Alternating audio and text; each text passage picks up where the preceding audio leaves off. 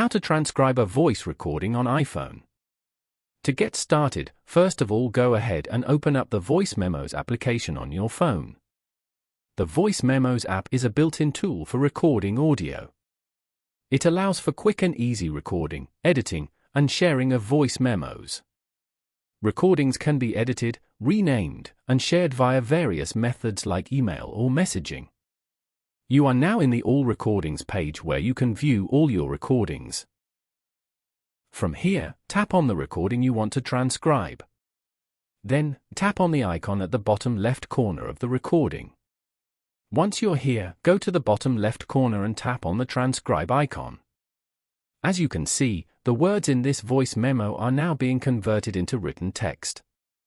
You can repeat this to transcribe the other voice memos as well.